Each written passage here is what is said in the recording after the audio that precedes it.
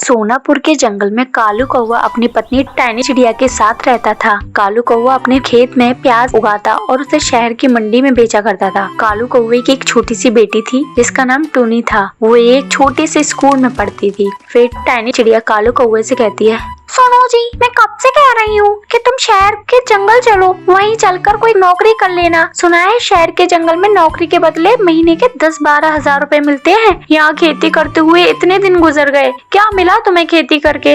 रहने के लिए एक पक्का मकान तक नहीं। बारिश के दिनों में तो इस घर में रहना ही मुश्किल हो जाता है। मैंने अपनी बेटी के लिए बहुत सारे सपने देखे हैं, वो इस गाँव में तो कभी पूरे नहीं हो सकते। मेरी बात मानो, यहाँ खेती करके हमेशा तुम गरीब ही रहोगे, कभी अमीर नहीं बन सकते।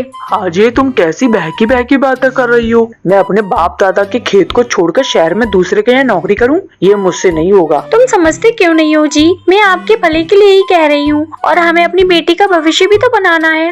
टैनी शहर के जंगल जाने की जिद पकड़ कर बैठ जाती है। देखो जी, मैं आपसे आखिरी बार कह रही हूँ, ये गाँव छोड़कर शहर चलो, वरना मैं अपनी बच्ची को लेकर मायके चली जाऊंगी और फिर कभी मैं यहाँ वापस नहीं आऊंगी। टैनी चिड़िया की ऐसी बातें सुनकर कालू कौवा सोच में पड़ जाता है।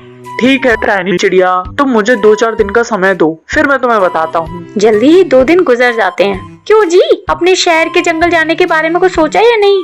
हाँ, कल हम लोग सुबह ही शहर के लिए चल देंगे, तुम जरूरी सामान बांध दो। अगले दिन कालू कौवा अपने परिवार के साथ शहर के जंगल आ जाता है और पटाखे की दुकान में नौकरी कर लेता है। इस तरह कुछ दिन बीत जाते हैं। शहर आकर टैनी और उसकी बेटी बहुत खुश थी। देखते ही देखते 6 महीने गुजर जाते हैं। अचानक पटाखे की दुकान में आग लग जाती है, जिसमें जलकर कालू कौवे की मौत हो जाती है। हे भगवान, ये सब मेरी ही गलती है। ना मैं कालू से शहर आने की जिद करती और ना ही कालू की मौत होती। टूनी बेटा, अब हम शहर में नहीं रहेंगे, अब वापस अपने गांव चले जाएंगे।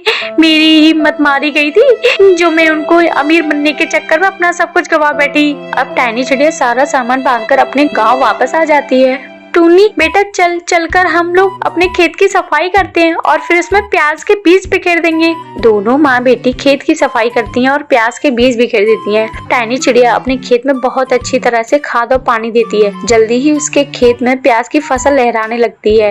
एक दिन टैनी चिड़िया एक प्याज के पौधे को उखाड़ कर देखती है, उसमें बहुत बड़े बड़े प्याज लगे हुए थे। उसी समय उस गाँव का मुखिया लाला सेठ उधर से गुजर रहा था। टैनी चिड़िया की फसल को देखकर वो वहाँ रुक जाता है। अरे टैनी, इस बार तेरे खेत में प्याज की अच्छी पैदावार हुई है। ऐसा कर, तू अपनी सारी फसल मुझे बेच दे, मैं तुझे अच्छी कीमत दूंगा। अब तो तेरा पति कालू रहा नहीं, तू कहाँ इधर उधर शहर में जाकर इस प्याज को बेचेगी? ठीक है मुखिया जी, अगर आप इन प्याज की अच्छी कीमत देंगे तो मैं आपको अपनी सारी फसल बेच दूंगी। अच्छा टैनी, अब मैं चलता हूँ। कल सारी प्याज को बोरी में भर के मेरे घर पहुँचा देना। अगले दिन टैनी बोरियों में प्याज भरती है और उसे मुखिया के घर पहुँचा देती है। ये ले टैनी, तेरी प्याजों की कीमत। इस तरह टैनी चिड़िया अपने खेत में प्याज उगाती है और मुखिया को ले जाकर बेच देती है। अब टैनी चिड़िया अपनी बेटी टुन्नी के साथ में खुशी खुशी रहने लगती है।